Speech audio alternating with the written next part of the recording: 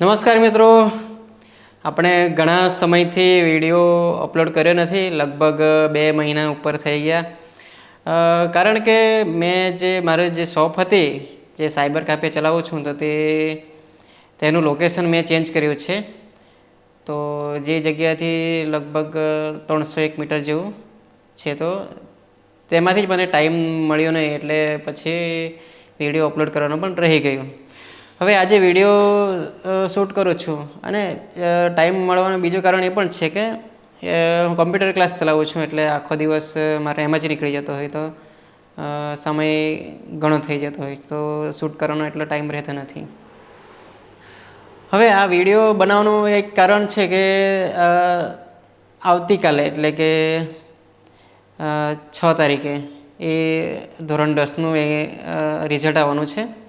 અને બીજું કે 12માનું રિઝલ્ટ આવી જ ગયું છે. ગુજકેટ અને 12 સાયન્સનું ને એમ કરીને આર્ટ્સનું આવી ગયું છે. તો હવે ઓનલાઈન એડમિશનના જે ફોર્મ, જેમ કે કોઈ કોલેજમાં એડમિશન લેવાના હોય, ડિગ્રી, ડિપ્લોમા કે બધા આઈટીઆઈમાં એડમિશન લેવાના હોય, તો તેને માટે હવે ધીરે ધીરે બધા ઓનલાઈન ફોર્મ ભરાવાના શરૂ થઈ જવાના છે. હવે કયા ઓનલાઈન ફોર્મ ભરવાનું શરૂ થઈ ગયા છે, તો તેના વિશે મેં આવતા જે નેક્સ્ટ વિડીયો હશે તો તેમાં હું અપડેટ આપી દઈશ. પરંતુ આ જે ઓનલાઈન ફોર્મ ભરતા હોય, તો તેના માટે આપણે થોડાક કેરલેસ થઈ જતા હોય છે. તેના વિશે આ વિડીયોમાં વાત કરવાની છે. આ વિડીયો ઘણા બધા લોકોને શેર કરજો, જેથી ખૂબ જ કામનો રહેશે. હવે તમે જે કોલેજ એટલે કે આ 10મું ધોરણ પાસ કર્યું કે પછી 12મું ધોરણ પાસ કર્યું, તો તમને સ્કૂલમાંથી લિવિંગ સર્ટી છે, પછી બીજા ડોક્યુમેન્ટ તમે કાઢતા હોય, એટેમ્પ સર્ટિફિકેટ છે, માર્કશીટને એ બધી આપતા હોય, એવું હોય છે. અને બીજું તમારા જાતિનો દાખલોથી લઈને તમામ ડોક્યુમેન્ટ જે ઓરિજિનલ હોય, તો તે ઓરિજિનલ ડોક્યુમેન્ટને તમારે કમ્પલસરી તો તે તમારે કોમ્પ્યુટરમાં સ્કેન કરી લેવાના રહેશે. જેમ કે એમાં થતું શું હોય છે કે આપણે એમ કરતા હોય છે કે ફોનમાં તમારા ડોક્યુમેન્ટના ફોટાને ઉપાડી લેતા હોય છે અને ફોનમાં સેવ કરી રાખતા હોય, તો તેમાં ફોનમાં એટલી બધી ફાઇલ થઈ જતી હોય છે કે તે મળતી જ નથી કોઈક વાર એમ, અને ડિલીટ પણ થઈ જતી હોય છે. તો તમારે એક વસ્તુ ખાસ ધ્યાન રાખવાનું છે કે એક તમારે થોડો ખર્ચો કરીને પેન ડ્રાઈવ લઈ લેવાની. હવે 8GB, 16GB કે 32GBની તમારે જે લેવું હોય તે લઈ લેવાનું. તમારે જેટલા પણ ડોક્યુમેન્ટ હોય, તો તે તમારે સ્કેન કરીને તે જ પેન ડ્રાઈવમાં તમારે નાખવાના છે. હવે સ્કેન કરવાનું હોય તો તમે ફોનમાં સ્કેન કરી લેશો. ફોનમાં સ્કેન કરી લેશો તે બિલકુલ પણ કરતા નહીં.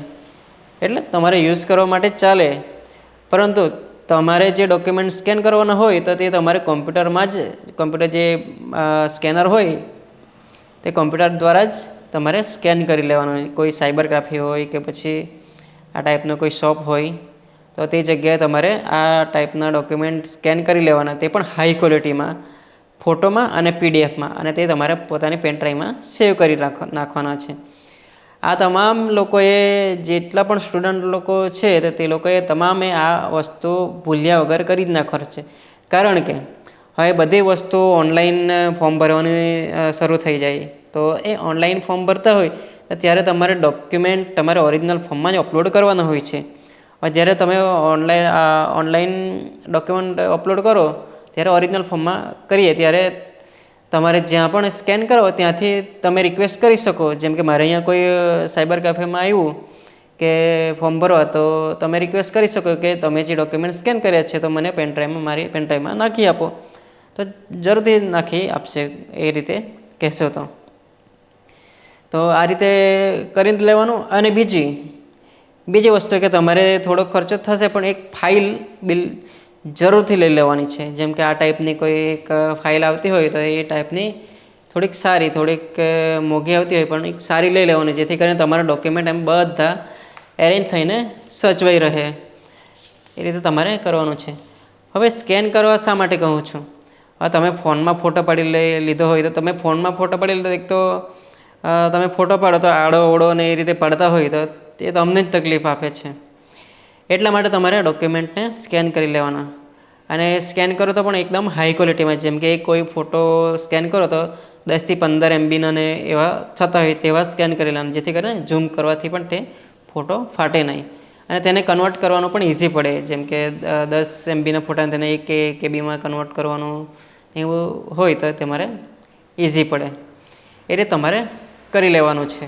હવે જે ડોક્યુમેન્ટ કયા જરૂર પડશે. હવે એડમિશન જ્યારે તમે લેવો, એટલે કે તમે ઓનલાઈન એપ્લિકેશન ફોર્મ ભરો તો કોમનલી તમારે એટલું યાદ રાખવાનું કે જે સામાન્ય જનરલી યુઝ થતા જ હોય તેવા ડોક્યુમેન્ટ કયા હોય છે.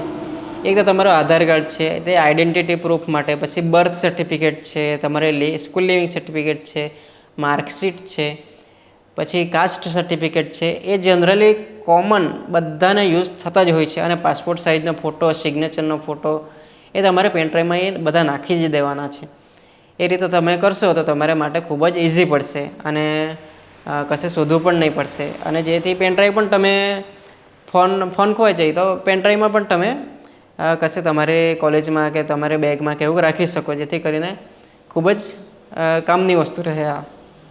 આ એક તમારે ખૂબ જ ધ્યાનથી એટલે કે યાદ રાખીને બિલકુલ ભૂલ્યા વગર આ કરી જ લેવાનું છે. મિત્રો, આ એક તમારા માટે કામની વસ્તુ જ હતી, જેથી તમે આ બધી વસ્તુ કરી લો એટલે તમને કોઈ તકલીફ નહીં પડશે. આ વિડીયો ઘણા લોકોને સેવ કરજો, જેથી કરીને તેમને આઈડિયા આવે કે ભાઈ આ વસ્તુ કરી લેવી આપણને ખૂબ જ જરૂરી છે. તો મિત્રો, હવે જેમ જેમ એડમિશન થાય તેમ તેમ આપણે કઈ અપડેટ આવશે તેના વિશે આપણા આગળ આવતા વિડીયોમાં જરૂરથી જોશું.